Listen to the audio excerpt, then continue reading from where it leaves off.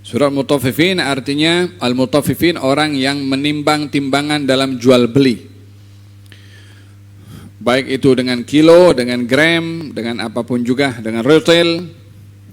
Apa saja bentuk jual beli yang ditimbang atau jual beli yang tidak ditimbang secara umumnya dituntut jujur di dalam kita jual beli.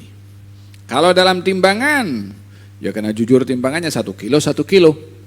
Jangan kurang hatta 1 butir. Oleh sebab itu mereka orang-orang yang wara bila jual beli barangan yang ditimbang itu dilebihkan daripada ngam-ngam samo. Karena khawatir kalau ngam-ngam itu takut ada masalah pada timbangannya sehingga mengambil hak orang walaupun sedikit. Kalau ahadus salihin, saya ingat Sayyidina Hasan al-Basri atau siapakah, beli korma. Kemudian secara tidak disedari itu beli kormanya tempatnya jauh.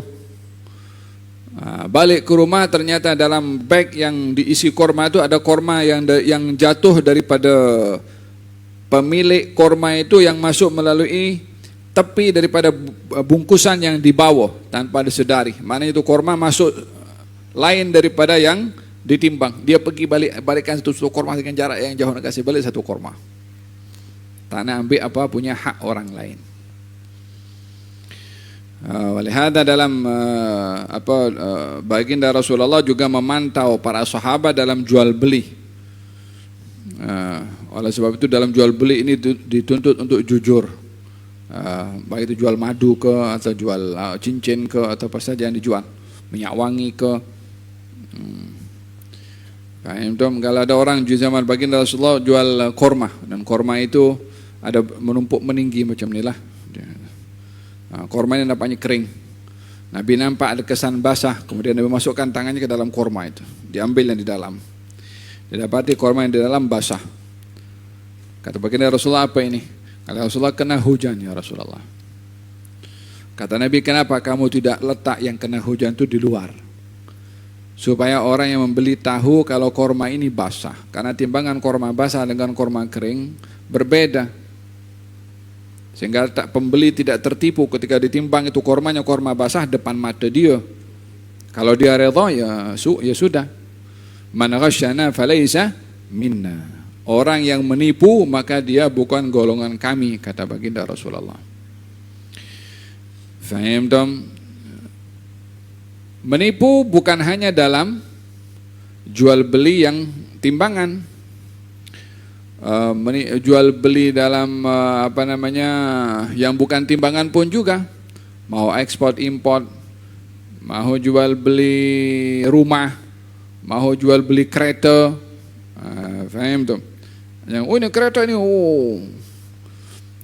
top 10 contohnya, pakai 2 hari banyak masalah, padahal dia tahu banyak masalah. Tapi supaya dia tipu pembelinya, faham dong? Termasuk juga dalam menipu semen. Bangun bangunan, semennya berapa? So diklaim lebih.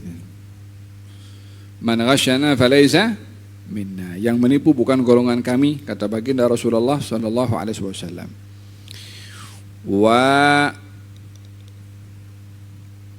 Dalam ini surat namanya surat Al-Mutaffifin, merujuk kepada umatnya Nabi Syuaib yang tidak jujur dalam jual beli. Dalam ayat itu ada dikatakan orang yang menjual beli tidak jujur, katanya tidak takut kepada hari kiamat, di mana hari kiamat semua orang yauma yaqumun nasu lirabbil alamin. Di hari kiamat orang semua akan berdiri di hadapan Tuhan semesta alam.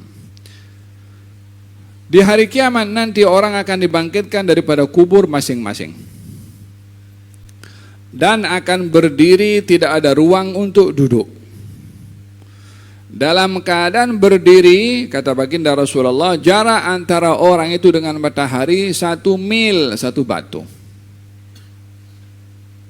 Kita pergi ke Jazirah Arab 50 darjat saja, orang sudah pasang kontak keluar daripada bilik.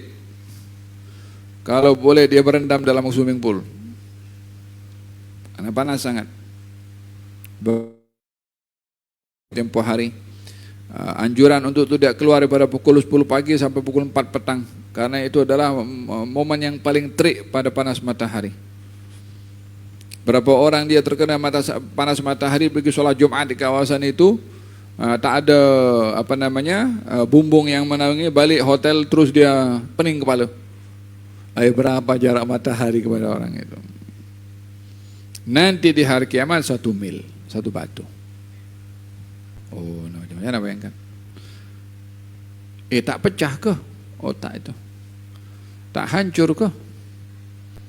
Masa itu tak ada hancur, semua pada manusia kekal. Sakitnya ada, hancur tidak.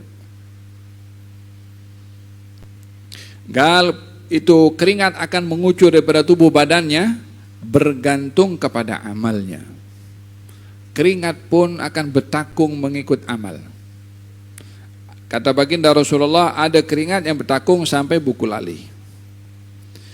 Ada keringat yang bertakung sampai hiqwai. Hiqwai itu pinggang. Ada keringat yang bertakung sampai kepada mulutnya sini, selari dengan dia punya telinga. Mulut. Jadi dia kalau dia berdiri dengan kaki biasa, semuanya itu rapat dengan tanah, dia boleh tenggelam dengan keringatnya sendiri. Sehingga terpaksa dia berdiri dengan jari-jarinya supaya tak masuk keringat kepada mulutnya atau kepada hidungnya. Selama itu dia akan berdiri. Bergantung kepada keadaan amal seseorang nanti di hari kiamat. Orang semua berdiri ini dia berjiran, bukan berjiran, dia berbaris macam itu. Subhanallah, nak bayangkan macam mana duduk sebelah, keringatnya boleh bezo, bergantung kepada amal. Tak akan bercampur keringat si A dengan B walaupun dia rapat keduanya. Yang namanya air itu kan boleh menyatu kan, namanya air, mana boleh dipisahkan.